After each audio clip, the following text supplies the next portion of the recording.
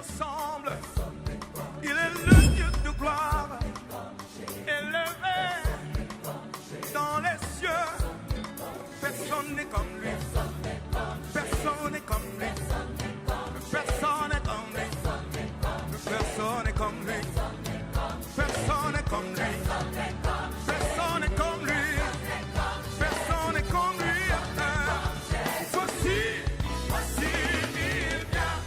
Au son de la trompette, chevauchant les milliers, brillant comme le soleil. Élève la voix, comme c'est le jubilé. Radio Sion, dansez. Voici, il vient. Brûle en moi, brûle en moi, brûle en moi, brûle en moi. Acclame Jésus. Alléluia. Prenez place. Mais je voudrais qu'on acclame aussi notre invité. Alléluia. Je voudrais qu'on l'acclame très fort. Il n'est pas un inconnu parmi nous. Amen. Je vous l'avais présenté. C'est un ami d'enfance, un compagnon dans le ministère de plus de 30 années. Et ces amis-là, il faut les avoir, comme je l'ai dit toujours. Alléluia. Certains avec qui on a commencé ensemble ont même abandonné. Et d'autres se sont compromis avec le Seigneur. Mais lorsque ceux qui ont gardé la foi, la droiture, sont demeurés intègres avec le Seigneur se retrouvent, je peux vous dire, c'est toujours une grande joie pour moi de les voir. Il est une bénédiction pour les jubilés. Amen. Il n'est pas étranger, il est de la maison. Amen. Alléluia. Amen. Le docteur Chai, qui est le directeur du Campus pour Christ pour l'Afrique francophone, à Abidjan. C'est l'homme que le Seigneur nous envoie ce jour. Merci à Chai.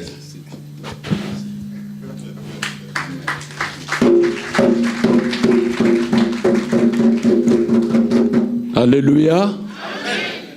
Je bénis le Seigneur pour la grâce que nous avons ce matin de pouvoir l'écouter. Et comme le bishop l'a dit, je suis toujours dans la joie lorsque je me retrouve dans notre église. Et maman et moi, nous habitons la Côte d'Ivoire depuis 2008. Et Dieu nous a fait grâce. Cette année, nous allons fêter 43 ans de mariage. Nous sommes toujours ensemble. Et Dieu nous a bénis avec 5 enfants. Et nous avons déjà 10 petits-enfants. Et ça va venir encore. Alléluia. Donc c'est vraiment une joie. Ce matin, le passage que nous allons partager ensemble se trouve dans Luc chapitre 15. Nous lirons du verset 11 au verset 32. Luc chapitre 15, verset 11 à 32. Et nous avons intitulé notre message « Le retour salutaire auprès du Père ». Le retour salutaire auprès du Père. Et vous allez comprendre que à la fin du message, chacun de nous doit se poser la question de savoir, suis-je réellement dans la maison de mon Père? Et si vous êtes dans la maison du Père, même les voisins, les collègues de service, les gens avec qui vous étudiez vont voir une transformation profonde dans votre vie. Et la transformation ne vient que lorsque on prend conscience qu'on est dans la maison du Père ou en dehors de la maison du Père.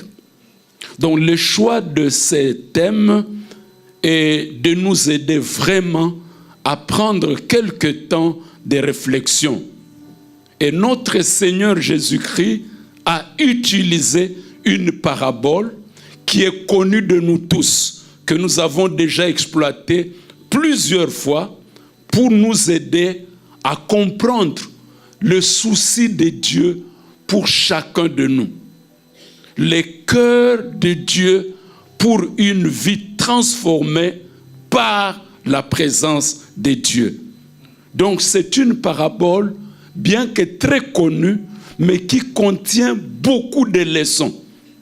Et ce matin, je vais seulement exploiter 5 points pour que chacun de nous s'examine profondément et puisse, en revanche, prendre une des décisions par rapport à cela.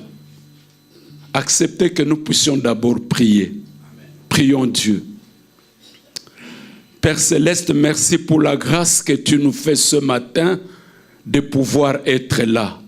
Merci également pour ton serviteur, Bishop Bruno, qui a voulu m'accorder cette grâce de parler à ton peuple. Bénis-moi. Cher Saint-Esprit, j'ai besoin de toi. Soutiens-moi en ce moment pour que je sois fidèle à communiquer ce que le Père a pour chacun de nous en ce jour. La gloire et l'honneur soient à toi.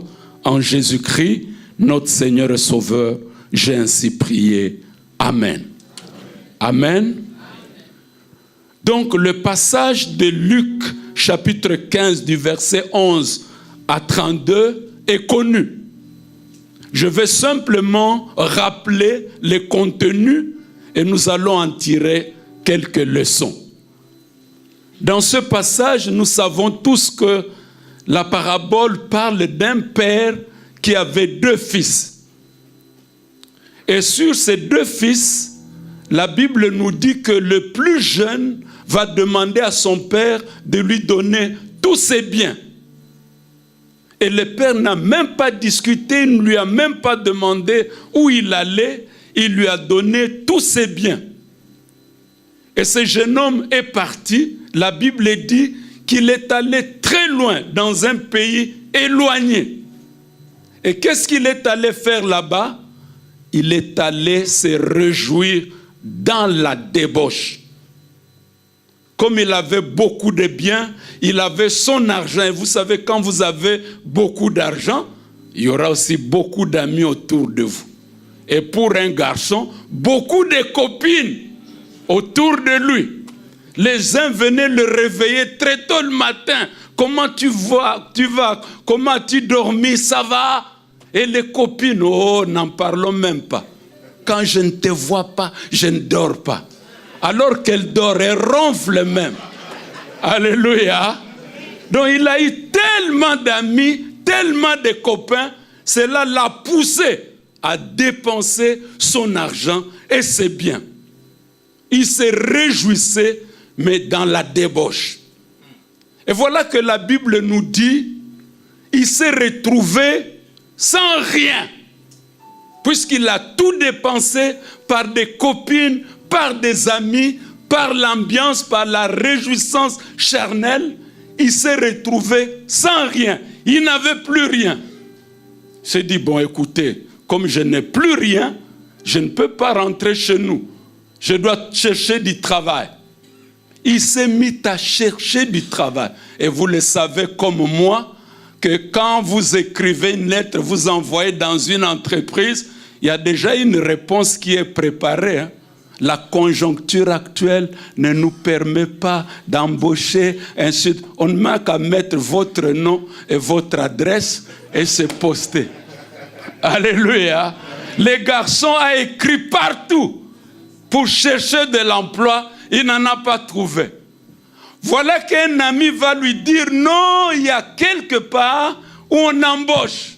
Oh, il était content. C'est où? On lui dit, à la ferme des cochons. Ce n'est pas n'importe quelle ferme. À la ferme des cochons, on embauche. Quelle est votre responsabilité? C'est de nourrir le cochon.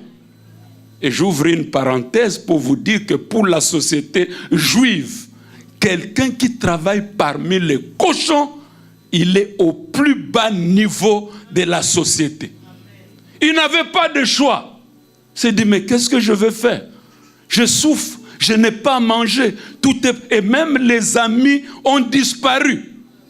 Il appelle les copines. Chez nous en Abidjan, on dit, c'est quoi? C'est quoi même? Il appelle une copine, c'est quoi même? Tous l'ont abandonné. Il a commencé à se trouver dans les besoins et finalement, il accepte d'aller travailler dans la ferme aux cochons. Et c'est là où la souffrance s'est accentuée parce que même les cochons ne lui donnaient pas l'occasion de manger du manioc. Surtout les plus gros cochons là. Écoutez ce que j'aime dans ce passage dont j'ai relevé quelques leçons. D'abord, la première leçon se trouve au verset 17. Dans Luc, le passage que je vous ai lu de Luc 15, le verset 17 nous dit qu'étant rentré en lui-même,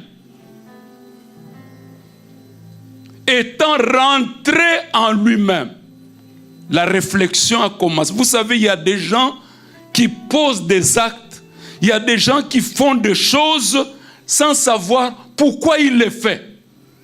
Vous savez qu'il y a des gens qui fument, ils se posent même la question, mais pourquoi moi je fume? Mais ils continuent à fumer. Il y a des gens qui sont accros à l'alcool. Ils n'ont même pas le temps de se demander, mais pourquoi moi je consomme tant d'alcool qui nuisent même à ma santé? Pourquoi? Pourquoi je suis toujours en colère? Moindre problème, je m'enflamme. Il y a des gens qui ne se posent pas la question. Il est dans la cigarette, il est dans l'alcool, il est dans la colère, il est dans les mensonges, il est dans la débauche, il trompe sa femme, la femme trompe son mari. Il ne se pose même pas de questions. La Bible nous dit que ce jeune homme a commencé à réfléchir. Étant revenu en lui, il a commencé à se dire, mais dans la maison de mon père, d'où je viens, les mercenaires qui travaillent chez mon père, ils ont leur petit déjeuner le matin, à midi ils ont leur repas, le soir ils mangent. Mais moi avec les cochons ici, je n'arrive même pas à bien manger. C'est quelle situation ça? Ça c'est la première chose qui m'a interpellé dans ce passage. Revenir en soi. Il y a des gens qui vivent, qui posent des actes sans même se poser la question, mais pourquoi moi je le fais? Pourquoi moi qui ai une belle femme, je dois ramasser des moches qui sont éclairées par des lumières la nuit?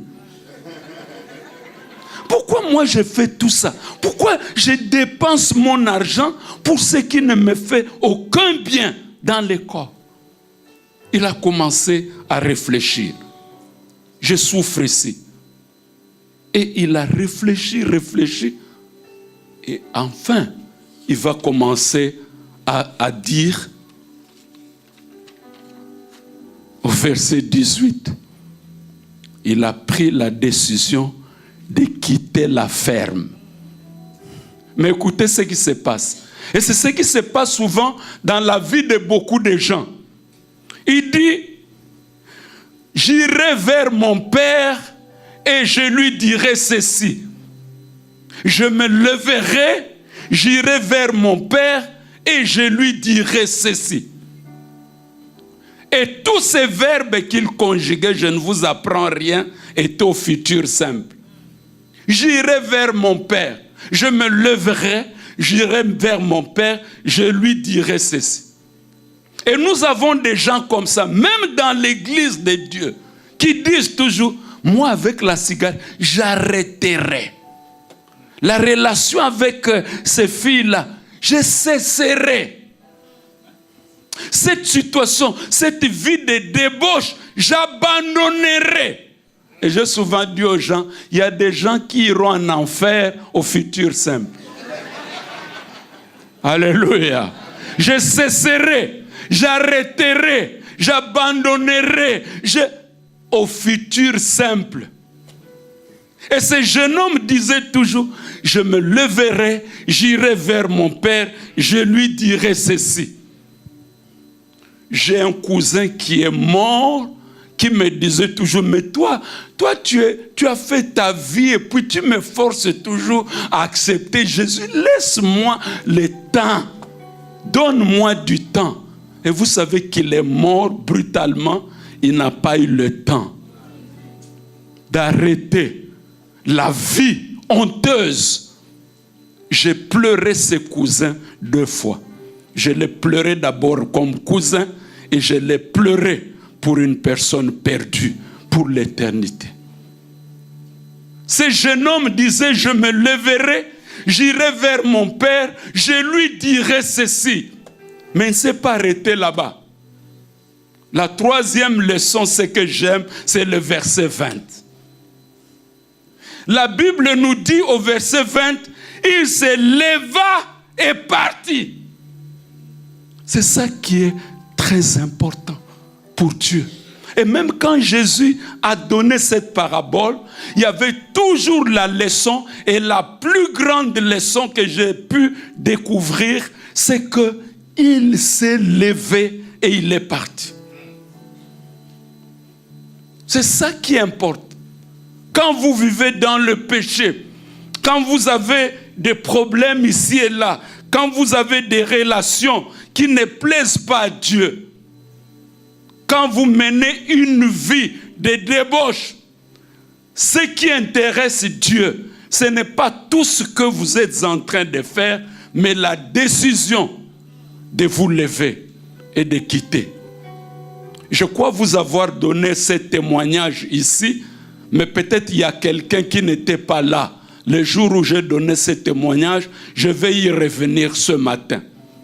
Ça date de plus de 20 ans, ce témoignage, mais partout où j'y vais, je ne cesse de le rappeler pour vous donner un peu une idée comment Dieu peut bénir quelqu'un qui prend la décision de mettre fin à la vie du péché. On évoluait dans une cellule de prière. Bishop Bruno connaît cette cellule, là où nous avons grandi. Et cette cellule a commencé avec un petit nombre de 7 ou 8 personnes, mais chaque mois, la cellule grandissait jusqu'à atteindre 60 personnes. Tous les mardis et tous les vendredis, on se retrouvait pour les études bibliques, pour la prière et autres. Mais dans cette cellule, Dieu a commencé à faire de grandes choses. Les étudiants trouvaient du travail, les sœurs se mariaient, les hommes se mariaient. Nous avions dans la cellule une sœur qui aimait le Seigneur, qui était dans toutes les activités que nous faisions dans la cellule, mais qui ne se mariait pas. Elle avançait en âge. Les autres se mariaient, partaient. Elle était là, très belle. Je priais. Oh Dieu, donne-moi. Je disais, même si je n'étais pas marié, j'allais la prendre. Mais comme j'avais déjà une belle femme, je n'ai pas pu. Je priais, Seigneur, donne à ma soeur un mari. Je priais, rien. Elle était là, veille de prière, elle est là. Journée de réflexion, elle est là. Les chaises, n'en parlons même pas. Le mariage ne venait pas. Un soir, après l'étude biblique, on était à la fin de la rencontre. Elle va se lever. Permettez-moi de parler. Le modérateur dit non, ce n'est plus possible. C'est l'heure. Dit pardon, je ne peux pas rentrer à la maison. Laissez-moi parler. Le modérateur dit non, en tout cas vendredi. Elle dit non, pardon. Et nous tous, on a crié, laissez-la, laissez-la, laissez-la parler. Elle s'est levée et dit, mes frères et mes sœurs, vous me connaissez. J'ai prié avec vous. J'ai loué le Seigneur avec vous. J'ai fait beaucoup de choses avec vous. Mais ce que j'aimerais dire aujourd'hui, la parole que je viens d'écouter m'a fortement touché. J'aimerais confesser. J'avais résolu d'aller confesser à la maison, mais j'ai eu la ferme conviction de confesser publiquement. Ce que j'aimerais vous dire aujourd'hui, vous n'allez pas me croire. Mais j'aimerais vous dire, mes frères et sœurs, moi et le frère qui est assis au fond là-bas, nous vivons dans la débauche depuis 7 ans. Que Dieu me pardonne. Elle a commencé à pleurer. Moi et le frère qui est assis au fond. Bon, c'est pas toi. C'est comme ça qu'elle a témoigné. Moi et le frère qui est assis au fond là, nous vivons dans la débauche depuis 7 ans. Que Dieu me pardonne. À partir d'aujourd'hui, je mets fin à cette relation. J'ai pleuré. J'ai compris une chose. Pendant que moi j'étais en train de prier, Dieu était en train de me dire, Méchaï, tu es en train de prier pour le mariage de ta sœur. Mais moi je la vois déjà mariée. Elle fait tout ce que les mariés font. Quel mariage tu demandes pour elle? J'ai compris la leçon. Elle a pleuré. Et vous savez ce qui s'est passé? Le frère qui venait au fond là-bas, qui a fait 7 ans avec elle dans l'impudicité, a quitté la cellule. Il est parti. 2 ans après, nous apprendrons qu'il a attrapé le sida et qu'il est mort. Mais la sœur qui a confessé publiquement, qui a pleuré devant Dieu, qui a demandé une transformation dans sa vie, ça n'a pas fait 6 mois. Je vous dis, un beau garçon, un homme d'affaires est venu lui demander la main. Elle s'est mariée. Elle a dit, papa et maman Chai, vous serez mes parrains de mariage. Nous avons été parrains de son mariage. Ça ne s'est pas arrêté là-bas. Elle a trouvé du travail dans un organisme international. Aujourd'hui, elle a 5 enfants. Vous voyez ce que Dieu fait. Vous voyez ce que Dieu fait. Quand vous décidez de quitter la ferme pour revenir à la maison du Père, Dieu vous bénit. Ça n'a pas fait 1 mois. Un autre frère va se lever en pleine prière. J'aimerais confesser. Pour ceux qui connaissent la situation dans certains pays comme le Congo, les militaires, les soldats, les policiers ne payent pas les transports publics. Il n'a qu'à présenter sa carte. On priait, on était dans la cellule avec un frère qui n'était pas militaire, mais il s'est fait faire la carte des militaires pour ne pas payer les transports. On lui a pris la photo, son frère lui a donné la tenue militaire, il a pris la photo, on lui a fait la carte, et quand il montait les transports publics en descendant, il montre la carte lieutenant. Alors qu'il n'est même pas caporal. Alléluia. Ce jour-là, il se lève. Il dit, mes frères, vous me connaissez. Est-ce que je suis policier? Non, on a dit non. Est-ce que je suis soldat? Non. Dieu m'a parlé aujourd'hui. Je mets fin à cette vie. Et il a déchiré la carte. Vous savez ce qui s'est passé? Il n'a pas fait longtemps. Il a trouvé du travail. Il s'est marié. Quand nous on prie pour que quelqu'un trouve du travail, Dieu va dire, mais c'est un lieutenant, quel travail vous demandez? Il est déjà lieutenant. Quand vous avez de faux documents, quand vous avez de faux papiers, quand vous menez une mauvaise vie, Dieu vous voit autrement. Quel travail vous demandez? Vous êtes lieutenant dans la poche. Alléluia. Je bénis Dieu pour cela. Des gens qui comprennent, qui écoutent la parole de Dieu et qui décident de mettre fin à une vie qui n'honore pas Dieu. C'est exactement ce que la Bible dit dans Romains chapitre 6 au verset 23. D'abord dans 2 Corinthiens, ceux qui prennent note, 2 Corinthiens 5, 17 dit, si quelqu'un est en Christ, il est une nouvelle créature, les choses anciennes sont passées, voici toutes choses sont devenues nouvelles. 2 Corinthiens 5, 17. Il y a la transformation. On ne peut pas être chrétien et vivre comme dans le passé. Il y a la transformation qui intervient. Il y a une nouvelle vie que Jésus place en vous. Et dans Romains 6, 23, nous savons tous que le salaire du péché, c'est la mort. Mais le don gratuit de Dieu, c'est la vie éternelle. Ça, c'est une grande leçon que j'ai pu tirer. Ce jeune homme s'est levé et il est parti. Maintenant, la 4e leçon que j'ai pu découvrir, c'est le courage de revenir à la maison du Père sans honte. C'est ça le plus grand problème dans l'Église aujourd'hui, la honte. Il y a des gens qui souffrent avec des problèmes. Il est esclave de beaucoup de problèmes, du mensonge, de la colère, de la pornographie, de la masturbation, de beaucoup de choses. Il a même honte d'aller voir le bishop pour dire, bishop, j'ai besoin que tu pries pour moi. Voici ce qui m'arrive. Je ne comprends pas. Pourquoi je m'accroche à la porno? Pourquoi je n'arrive pas à me séparer avec cette personne qui n'est pas mon mari, qui n'est pas ma femme? Dieu a placé sur cet homme, Dieu a placé ses serviteurs pour nous aider à les partager, à les confesser, à les dire ce qui ne va pas.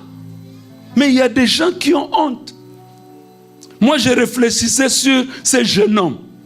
Quand il a décidé de rentrer chez lui, à la maison de son père, la Bible ne dit pas que leur maison était vraiment à l'entrée de la ville. Donc il devait arriver seulement, il entre chez eux. Non. Peut-être qu'il devait traverser plusieurs maisons. Les amis qu'il avait laissés aller le voir, sales et pieds nus, il aurait honte. Il n'a pas eu honte. Il dit, moi je veux rentrer chez nous. Dans l'église, il y a des gens, moi qui assume de grandes responsabilités depuis des années. Si le pasteur apprend que j'ai tel problème, mais moi je risque d'être ridicule. Il n'a pas eu honte. Il est parti. Parce que les gens l'ont vu de loin. Les gens sont allés dire à son père, nous avons vu ton fils méconnaissable. Il sentait mauvais. Et moi, j'ai toujours dit, quand j'ai réfléchi à cette parabole, vous savez que vous pouvez habiter une belle maison climatisée. Dieu vous voit à la ferme de cochons. Vous pouvez rouler dans une belle voiture, mais Dieu voit que vous êtes à pied, misérable. Hier, on était dans une famille. La dame a dit, elle connaît toutes sortes de parfums. Vous pouvez connaître toutes sortes de parfums. Dieu vous sent mauvais. Vous sentez l'odeur des cochons à la ferme. À cause de la vie du péché. Quand on vit dans le péché, pour Dieu, vous êtes encore à la ferme de cochons. Il faut revenir. Il s'est dit, quelle que soit la honte que je vais essuyer, moi je rentre dans la maison de mon Père. Le courage de revenir à la maison de son Père. Rappelons-nous de Jean 8, 36. J'aime ce passage, pourquoi? Parce qu'il y avait une discussion entre le juif et Jésus-Christ. Dans Jean 8, 36, Jésus va dire, si le Fils vous a franchi, vous serez réellement libres. Ils ont dit, mais nous n'avons jamais été esclaves de personne. Comment toi tu dis que nous devons être... Jésus voyait l'esclavage du péché. Et il voyait l'esclavage des générations. Alors que Jésus voyait qu'ils sont encore dans le péché, ils ne sont pas libres, ils sont liés. Un jour, il y a un garçon qui a témoigné, il dit, pasteur, moi je vivais dans la débauche, j'avais beaucoup de copines, j'ai tout abandonné, je suis resté seulement avec une. J'ai dit, écoutez-moi ça. Même si tu avais 55 copines, tu abandonnes 54, tu restes avec une, tu es toujours lié, tu es esclave. Si vous avez un mouton, vous attachez plusieurs cordes au mouton. Vous coupez les cordes, vous laissez seulement une corde. Le mouton sera libre, n'est-ce pas? Non. Il faut tout couper. Tout abandonner. Et c'est là vous serez libre. Vous allez expérimenter une joie extraordinaire. C'est ça qui est arrivé à ce jeune homme. Il n'a pas eu honte, il est parti. Mais la dernière leçon, par là où je vais terminer, c'est l'accueil et l'amour de son Père. Non, Jésus est merveilleux. Quand Jésus a donné cette parabole, il a voulu terminer la parabole par l'amour du Père. Pour un fils qui a vécu dans le péché, qui a vécu dans la débauche, qui sentait mauvais, qui revenait de la ferme, et pas n'importe quelle ferme, la ferme de cochons. La Bible dit, ce garçon a préparé son discours. S'il arrive à la maison, devant son père, il ne savait même pas si son père va l'accueillir ou pas. Il dit, devant mon père, je vais dire, Père, je reviens. Je ne reviens pas pour que tu me prennes encore comme ton fils. J'ai tout pris. J'ai tout dépensé. Mais au moins, prends-moi comme un de tes serviteurs, pourvu que le matin j'ai l'omelette, à midi un peu de frites, et le soir, quelque chose à mettre sous la dent. Parce qu'à la ferme là-bas, j'ai tellement souffert avec le cochon. Il n'a pas eu le temps de prononcer son discours. La Bible dit, son père a couru et il s'est jeté à son cou. Ce n'est pas tout, hein. Il les baisa. Baiser quelqu'un qui revient de la ferme des cochons, c'est quel amour? C'est quel amour? Cet amour de Dieu le Père. Et ce matin, j'aimerais vraiment que chacun de nous puisse se rendre compte de cet amour que Dieu a pour chacun de nous. Quelle que soit la ferme où nous nous trouvons. Et quand son père est arrivé, malgré qu'il était sale, il n'avait plus de chaussures, il n'avait rien, il a baisé et il a donné l'ordre qu'on puisse les laver, qu'on l'habille. On était en train d'évangéliser une fois. Nous sommes arrivés dans une parcelle. On a trouvé une femme. Nous ne savions pas qu'elle était prostituée. Nous avons dit à cette femme, Dieu t'aime. Elle dit que moi, vous aimez blaguer. Nous avons répété, Dieu t'aime. Elle dit, il ne faut pas blaguer comme ça. Vous ne m'avez pas posé la question sur ma vie. Moi que vous voyez là, je fais des dégâts dans des familles. Je prends même les maris de mes amis intimes. Et nous avons enchaîné en disant, Jésus-Christ est mort pour toi. Même si tu es prostitué, de quel degré, Même si tu as pris les maris de tes amis intimes, Jésus est mort à la croix pour toi. Elle n'en revenait pas. Elle a commencé à pleurer. Aujourd'hui encore, s'il y a quelqu'un ici qui a fait des choses horribles dans sa vie, qu'il sache que Jésus est mort pour lui à la croix. L'amour de Dieu est un amour qu'on ne peut pas mesurer. Non seulement ce papa s'est jeté au cou de l'enfant, mais il l'a baisé avec l'odeur des cochons.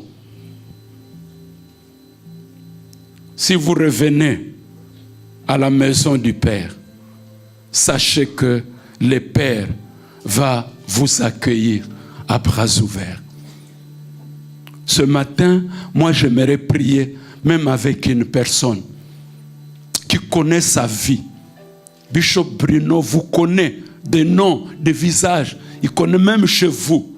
Mais ce qui est au fond de votre cœur, il ne le connaît pas. Moi, je ne connais pas. Mais Dieu connaît.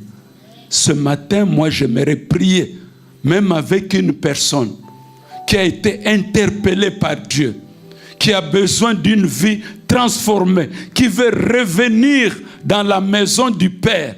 Moi, j'aimerais prier aujourd'hui avec cette personne. Mais si vous avez honte, ce n'est pas mon problème. Vous pouvez rester. Mais si vous dites aujourd'hui, j'ai écouté la parole de Dieu, le Seigneur m'a montré que je suis dans la ferme de cochons, même si j'ai du parfum de toutes sortes, mais je sens mauvais devant Dieu. Je trompe mon mari, je trompe ma femme, je fais des choses abominables. Je suis accroché dans la porno, dans ceci, dans le mensonge. Il y a même des gens que je ne supporte pas. J'étais mort dans le péché. Aujourd'hui, j'aimerais donner ma vie entière à Christ. C'est le jour que Dieu a choisi pour vous. Parce que quand vous lisez la fin de cette histoire, on nous dit que le frère aîné de ce jeune homme qui était au champ, en revenant, il a écouté des chants chez eux. Il y avait de la musique. Il dit, mais c'est quelle histoire? On dit, mais non, tu n'es pas informé. Ton jeune frère qui est allé vivre dans la débauche est revenu et ton père a organisé une fête pour lui.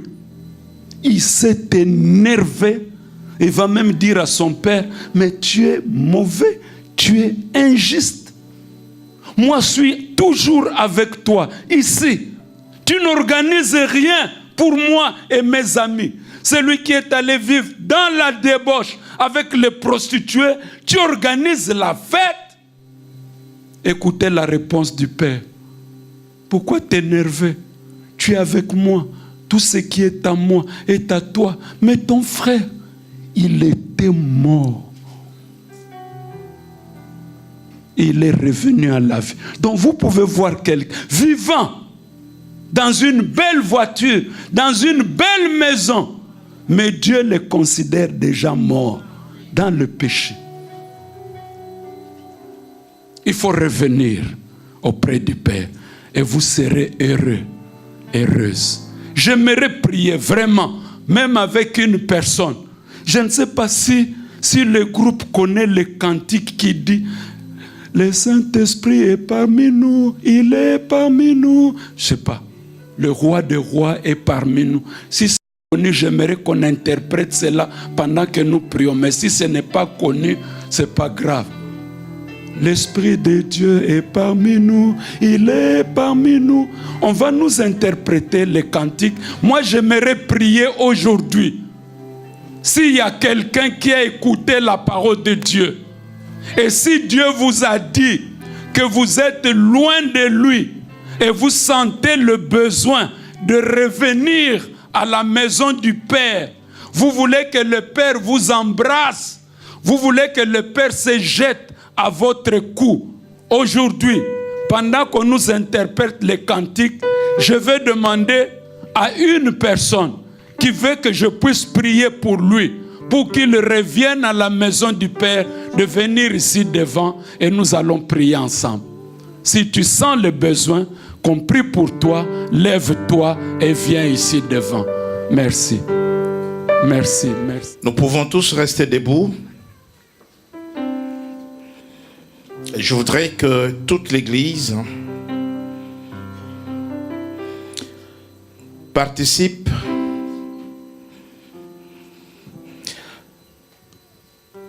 et saisisse cette opportunité de repentance. Ceux qui se sont levés ont eu le courage de se lever et de venir devant. Cela ne veut pas dire que les autres sont justes. Cela ne veut pas dire que toi qui es resté assis, tu es bon. Cela ne veut pas dire que tu n'as rien à te reprocher. Le retour à la maison du Père est pour tous. Quelqu'un dit avec moi pour tous. Quelqu'un dit avec moi pour moi aussi. Il y a un domaine dans ta vie qui n'est pas au contrôle du Seigneur. Peut-être c'est le domaine financier. Tu trompes Dieu dans les offrandes. Tu trompes Dieu dans les dîmes. Tu n'es pas honnête avec Dieu. Tu n'es pas fidèle dans les petites choses. Tu es champion du retard au programme de l'Église. Tu n'es jamais à l'heure. Tu n'es pas engagé. Tu ne fais pas ce que tu devrais faire pour le Seigneur. Il y a tellement de choses à se reprocher. Il y a tellement de choses qui doivent conduire chacun, même pour les moindres détails, à revenir au Père et à être transformé. Seigneur, sauvez-moi, sauvez-moi dès aujourd'hui, Seigneur, Seigneur, sauvez-moi, sauvez-moi dès aujourd'hui, oh Seigneur, Seigneur, sauvez-moi, sauvez-moi dès aujourd'hui. La terre n'est pas à moi, et elle peut me sauver. Je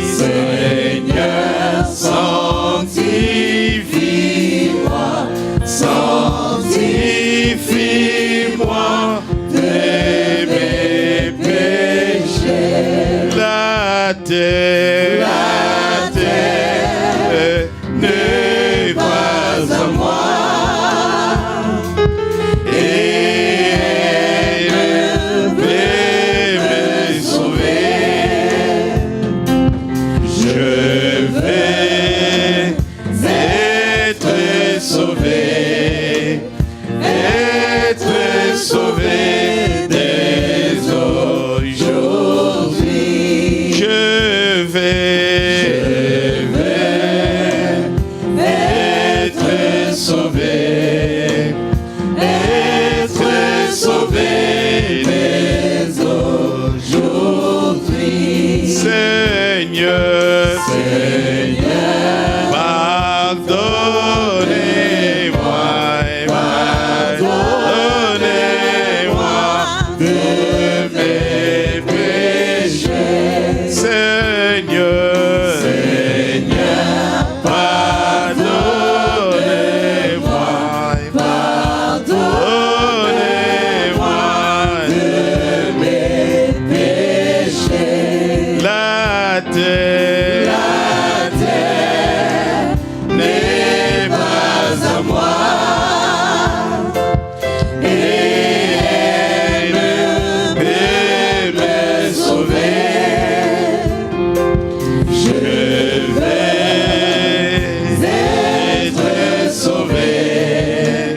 être sauvé dès aujourd'hui.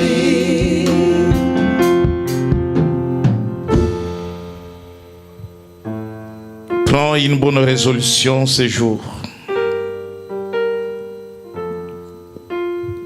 Une bonne résolution de marcher autrement.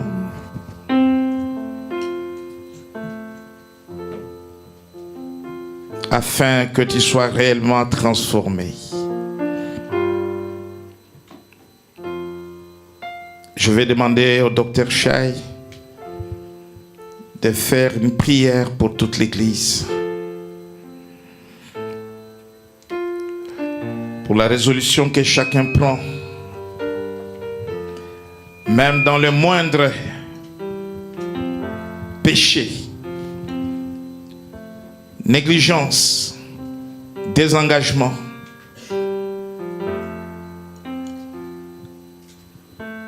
Dieu notre Père, tu ne nous as pas appelés ce matin ici en vain. Tu avais quelque chose à dire à chacun de nous. Et ce matin, j'aimerais prier pour mon frère et pour ma sœur qui est ici présent, afin qu'en regagnant sa maison, qu'il prenne du temps pour s'examiner profondément. Et s'il y a des choses qu'il faut jeter, qu'il faut casser, qu'il les fasse. S'il y a une relation honteuse qu'il faut arrêter, qu'il arrête.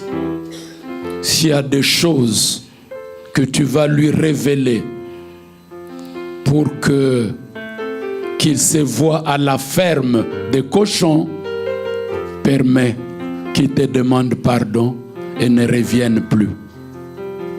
Cher Saint-Esprit, je te demande d'agir maintenant dans la vie de mon frère et de ma sœur en ces lieux pour que tout ce que nous venons d'écouter aujourd'hui, nous puissions le mettre en pratique.